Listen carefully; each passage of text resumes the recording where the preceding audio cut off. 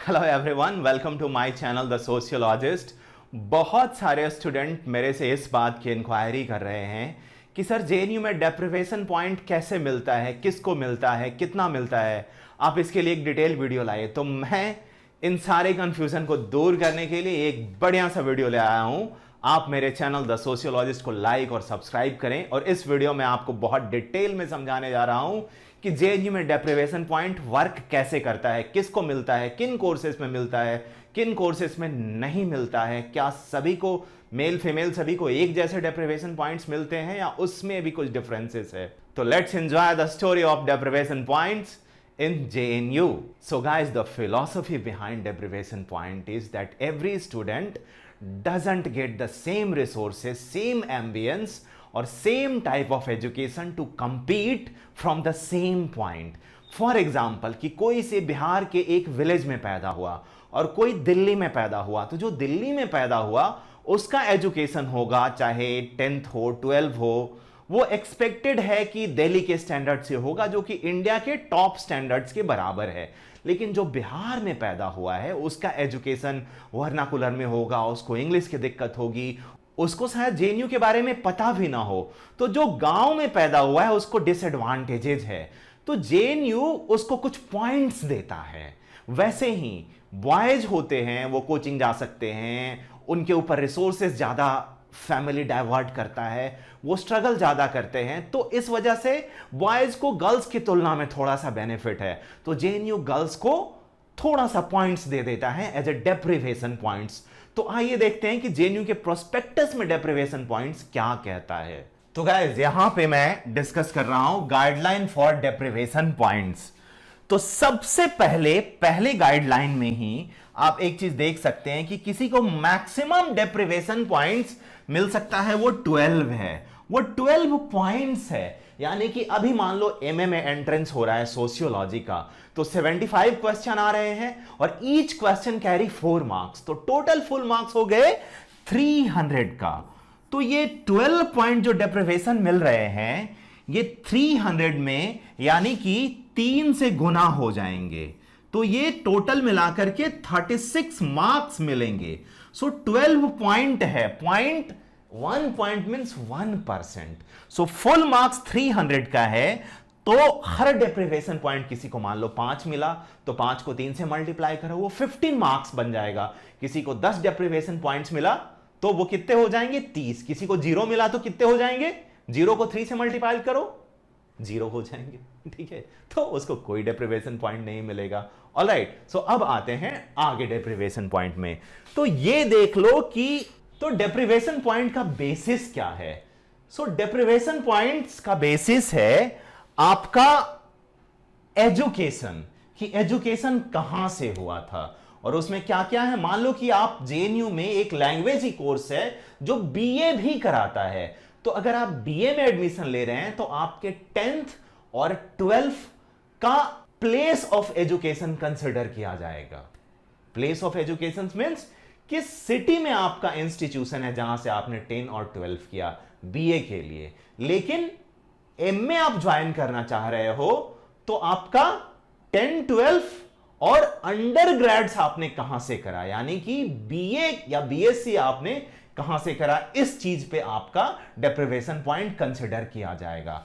अब देखते हैं यहां पे कि क्वार्टाइल 1 में कितने मार्क्स होते हैं। तो सबसे पहले आप ये समझो कि क्वार्टाइल 1 है क्या, और फिर क्वार्टाइल 2 क्या है, और फिर वो सिटीज क्या हैं जो क्वार्टाइल 1 क्वार्टाइल 2 में नहीं आते हैं। तो क्वार्टाइल 1 सबसे बैकवर्ड एरिया है। जैसे मान लो झारखंड के कुछ डिस्ट्रिक्ट हो गए, डिस्ट्रिक्ट वाइज डिसाइड होता है, तो बिहार का कोई बैकवर्ड एरिया ले लो। वैसे तो गाइस बैकवर्ड कहना किसी भी स्थान को मुझे अच्छा नहीं लगता है, बट एक सोशियो इकोनॉमिक रियलिटी है कि भारत के कुछ हिस्से बैकवर्ड है कंपेरेटिव टू अदर हिस्सा। सो क्वार्टाइल 1 मोस्ट बैकवर्ड डिस्ट्रिक्ट है। फॉर एग्जाम्पल बिहार के कुछ डिस्ट्रिक्ट को ले लो, जैसे कि नालंदा, पूर्णिया, ये सारे क्वार्टाइल 1 में आएंगे और क्वार्टाइल 1 को मैक्सिमम डेप्रिवेशन पॉइंट्स है। फिर कुछ और डिस्ट्रिक्ट्स ले लो बिहार के ही, जैसे कि भागलपुर हो गया, तो वहां पे बैकवर्डनेस थोड़े कम है क्वार्टाइल 1 की तुलना में, तो क्वार्टाइल 2 में आ गया। क्वार्टाइल 2 में आपको क्वार्टाइल 1 की तुलना में कम डेप्रिवेशन पॉइंट मिलते हैं। लेकिन बिहार में ही कुछ शहर ऐसे हैं जैसे कि पटना, आपका एजुकेशन पटना से हुआ है तो आपको कोई मार्क्स नहीं मिलेगा। फॉर एग्जाम्पल किसी का लखनऊ से हुआ है तो आपको कोई मार्क्स नहीं मिलेगा। आपका गाजियाबाद से हुआ है, नोएडा से हुआ है और आप यूपी के हैं तो आपका कोई मार्क्स नहीं मिलेगा, चाहे आप किसी भी जिले के हों। फॉर एग्जाम्पल कोई बिहार के बैकवर्ड जिले का है लेकिन उसका 10-12 गाजियाबाद से है, दिल्ली से है, तो भी नहीं मिलेगा। लेकिन एक केस में आप कहां के हैं वो मैटर कर जाता है, वो है जब आपने डिस्टेंस से एजुकेशन किया है। तो मान लीजिए आपने इग्नू से कोई कोर्स किया है तो आपका लोकेशन और जो क्वार्टाइल के लिए जगह कंसीडर किया जाएगा वो आप जहां के रेसिडेंट हो। सारी बातें मुझे उम्मीद है कि आपको समझ में आ गया कि क्वार्टाइल 1 इज मोस्ट बैकवर्ड, उसके बाद क्वार्टाइल 2 आता है और बहुत सारे डेवलप्ड एरिया जो क्वार्टाइल में नहीं आते तो उसके लिए आपको कोई डेप्रिवेशन पॉइंट्स नहीं मिलेंगे। एक बार थोड़ा सा और देखते हैं कि यहां पे क्या बात है। सो क्वार्टाइल 1 के मार्क्स क्या हैं। अगर आप यूजी में आते हो तो 10-12 के बेसिस पे 6 मार्क्स मिलेंगे। यूजी मींस जो कि बीए जेएनयू में एडमिशन ले रहा है, ओके, जो कि जेएनयू में एडमिशन ले रहा है बीए के लिए। बीए सिर्फ लैंग्वेज कोर्सेस में है। लेकिन अगर आप पीजी में एडमिशन ले रहे हो यानी कि एमए में एडमिशन ले रहे हो, राइट, तो आपको मिलेंगे 10-12 के बेसिस पे 3 मार्क्स और अंडर ग्रेजुएट यानी कि आपने ग्रेजुएशन कहां से किया उसके बेसिस पे आपको मिलेंगे 3 मार्क्स, राइट। अब देखते हैं क्वार्टाइल 2 में। तो मान लीजिए आप यूजी कर रहे हैं और क्वार्टाइल 2 से हैं तो आपको 10-12 बेसिस पे ही मिल जाएगा। जाहिर सी बात है क्योंकि आप यूजी तो कर ही रहे हो ना, बीए तो आपने किया ही नहीं है, तो 10-12 के बेसिस पे असेस कर लेंगे। लेकिन आप एमए में एडमिशन ले रहे हो तो 2-2 मार्क्स यानी 4 मार्क्स को उन्होंने डिवाइड कर दिया है 10-12 के बेसिस पे और यूजी के बेसिस पे। लेकिन 10-12 के क्वार्टाइल को डिसाइड करते वक्त एक दिक्कत आ सकती है कि मान लो किसी ने 10th किया क्वार्टाइल 1 से, ठीक है, लेकिन 12 किया क्वार्टाइल 2 से, या 10th किया क्वार्टाइल 2 से 12 किया क्वार्टाइल 1 से, तो ऐसे में क्या होगा। तो देखो लॉजिक सिंपल है भैया, जेएनयू चाहता है आपको अधिक से अधिक मार्क्स देना, तो चाहे 10-12 में कोई भी क्वार्टाइल 1 से हो तो आपको क्वार्टाइल 1 का ही मार्क्स मिल जाएगा। लेकिन दोनों अगर क्वार्टाइल 2 से है तो क्वार्टाइल 2 का मार्क्स मिलेगा। सो क्वार्टाइल 2 का मार्क्स सिर्फ एक कंडीशन में मिलेगा, जब आपके 10th और 12th दोनों क्वार्टाइल 2 से हैं। बाकी के तीनों कंडीशन में जेएनयू आपको क्वार्टाइल 1 के मार्क्स देगा, यानी कि जेएनयू आपको एक्स्ट्रा मार्क्स देगा, राइट, अधिक मार्क्स देने का ट्राई करेगा। ये जेएनयू की अच्छी बात है। तो आप यहां पे ये सारे क्वार्टाइल को समझ गए, आपने ये भी समझा कि मैक्सिमम डेप्रिवेशन पॉइंट 12 है, वो 12% है, राइट। फॉर एग्जांपल एमए में 300 का है तो 12 मल्टीप्लाइड बाय 3 यानी कि 36 हो गया। अब बढ़ते हैं नेक्स्ट पेज पे। तो नेक्स्ट पेज पे ये क्राइटेरिया है जो कि डिसाइड करता है कि क्वार्टाइल 1 क्वार्टाइल 2 किस बेसिस पे डिस्ट्रिक्ट हैं। उसमें डिटेल में जाने की जरूरत नहीं है। यहां पे वो पॉइंट है डिस्टेंट एजुकेशन प्रोग्राम वाला, जो मैंने आपको बता दिया कि अगर आप ओपन से करते हैं, जिसको डिस्टेंट लर्निंग भी कहते हैं, तो आपका प्लेस ऑफ रेसिडेंस इंपॉर्टेंट होता है। बाकी किसी भी जगह पे आपका प्लेस ऑफ रेसिडेंस इंपॉर्टेंट नहीं होता है। एक और क्राइटेरिया है, वो है कश्मीरी माइग्रेंट्स के लिए। सो कश्मीरी माइग्रेंट्स हैं, उनको 5 डेप्रिवेशन पॉइंट्स मिल जाएगा। अच्छा, ये जेंडर न्यूट्रल है, चाहे आप किसी भी जेंडर के हो, मेल फीमेल या इवन ट्रांसजेंडर हो, तो आपको 5 पॉइंट्स मिल जाएंगे। लेकिन अब आते हैं फीमेल कैंडिडेट के लिए, ये बहुत इंपॉर्टेंट है। So all females and transgender candidate are eligible for this deprivation. अब आते हैं कि ये क्या है। तो देखो इसमें ये कह रहे हैं कि 7 डेप्रिवेशन पॉइंट्स हैं। किसके लिए भाई? या तो शेड्यूल कास्ट विमेन हो, शेड्यूल ट्राइब विमेन हो, या ट्रांसजेंडर भी हो, ओबीसी हो, फिजिकली हैंडीकैप्ड हो, या क्वार्टाइल 1 क्वार्टाइल 2 से हो। तो इस सिचुएशन में आपको 7 डेप्रिवेशन पॉइंट्स मिल जाएंगे। यानी कि किसको नहीं मिल रहा है 7 पॉइंट्स? सिर्फ जो जनरल की लड़की है और वो क्वार्टाइल 1 क्वार्टाइल 2 में भी नहीं है, यानी कि किसी मेट्रोपोलिस में है, स्टेट कैपिटल्स में है, या वेरी वेल डेवलप्ड डिस्ट्रिक्ट्स में है, तो उन फीमेल्स को या ट्रांसजेंडर को ये चीज नहीं मिलेगा। बाकी हर फीमेल को, चाहे वो एससी से हो, एसटी से हो, ओबीसी से हो या इवन जनरल से हो, क्वार्टाइल 1 क्वार्टाइल 2 में, तो उसको 7 डेप्रिवेशन पॉइंट्स मिलेंगे।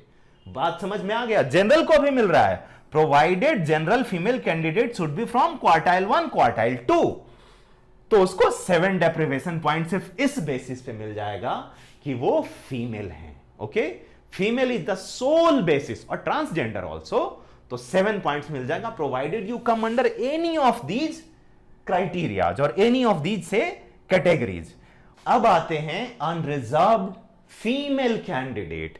सो अनरिजर्व्ड फीमेल कैंडिडेट जो क्वार्टाइल 1 क्वार्टाइल 2 में नहीं है, यानी स्टेट कैपिटल्स में है, जैसे कि मेट्रोपोलिस में है, दिल्ली, कोलकाता, मुंबई, तो उन फीमेल कैंडिडेट्स को सिर्फ 5 पॉइंट्स मिलेंगे। ओके, सिर्फ 5 पॉइंट्स, 7 नहीं मिलेंगे। तो ये 5 पॉइंट्स उन हर फीमेल कैंडिडेट को मिलेंगे जो किसी भी क्वार्टाइल का हिस्सा नहीं है। यानी कि आप फीमेल हो तो जेएनयू में आपको 5 पॉइंट्स तो मिलने ही मिलने हैं, चाहे आप मेट्रो में भी बॉर्न किए हो। लेकिन अगर आप किसी मेट्रो में बॉर्न किए हो और आप मेल हो तो आपको 0 मिलेंगे। ठीक है, राइट? लेकिन आप किसी भी कैटेगरी से हो, क्वार्टाइल 1 क्वार्टाइल 2 में आते हो, तो वो आपको मार्क्स मिल जाएंगे। तो जेएनयू में देखा जाए तो रिजर्वेशन सभी को है, SC, ST, OBC, general female candidate, general male candidate if he fails in quartile 1 quartile 2। सिर्फ रिजर्वेशन किसको नहीं है? मेल कैंडिडेट जो क्वार्टाइल में भी फॉल नहीं करता और जनरल कैटेगरी से है। तो पूरी बात समझ में आ गया। डेप्रिवेशन पॉइंट को लेके गाइस एक बात और, कि ये डेप्रिवेशन पॉइंट सिर्फ दिए जाएंगे UG PG certificate of proficiency and advance diploma courses में, यानी ये BTech, MSc biotech, MSc computational and integrative sciences, MBA and PhD programme को भी नहीं मिलेगा। यानी कि कोई जेएनयू पीएचडी में सोशियोलॉजी में एडमिशन लेना चाह रहा है, पॉलिटिकल साइंस में लेना चाह रहा है, इंटरनेशनल रिलेशन में लेना चाह रहा है, तो उसको कोई डेप्रिवेशन पॉइंट नहीं दिया जाएगा। पहले पीएचडी में भी दिए जाते थे। अब क्वार्टाइल 1 क्वार्टाइल 2 में कौन कौन से डिस्ट्रिक्ट हैं वो स्टेट वाइज लिस्ट जेएनयू ने प्रोवाइड किया हुआ है। ये डिटेल में मैं इस पे नहीं जाऊंगा, मैं अपने टेलीग्राम चैनल पे इसको डाल दूंगा और लिंक भी डाल दूंगा यूट्यूब वीडियो के नीचे, तो आप वहां से एक्सेस कर सकते हैं या फिर आप जेएनयू के वेबसाइट पे जाकर के इसको देख सकते हैं। और इन सब को देखने के बाद आप बहुत आसानी से जेएनयू में आपको कितने डेप्रिवेशन पॉइंट्स आ रहे हैं वो आपको कैलकुलेट कर सकते हैं, राइट? एक बात और, कि मान लो एक कश्मीरी माइग्रेंट है, वो फीमेल हैं, तो 5 मार्क्स कश्मीरी माइग्रेंट का हो गया, 5 मार्क्स फीमेल का हो गया, और वो किसी बैकवर्ड डिस्ट्रिक्ट से एजुकेशन कर लेती हैं तो 6 मार्क्स उसके हो गए। तो कितने हो गए? 5 5 10 और 6 16। बट वो 16 नहीं मिलेंगे, मैक्सिमम 12 मिल सकते हैं किसी को, यानी कि 12 डेप्रिवेशन पॉइंट और 12% of full marks, that would be the maximum deprivation point anyone can get. So 12 is the uppermost limit for deprivation points. Guys, I hope कि मैंने बहुत अच्छे से आपको जेएनयू के deprivation points की स्टोरी समझा चुका हूं। अगर कोई दिक्कत है तो नीचे आप कमेंट करें। And obviously I am working very hard to bring quality content for sociology as well as various guidance for admission, examination and cut up। तो प्लीज मेरे चैनल को लाइक और सब्सक्राइब करो और अपने सोशियोलॉजिस्ट फ्रेंड्स को recommend भी करो। Thank you very much.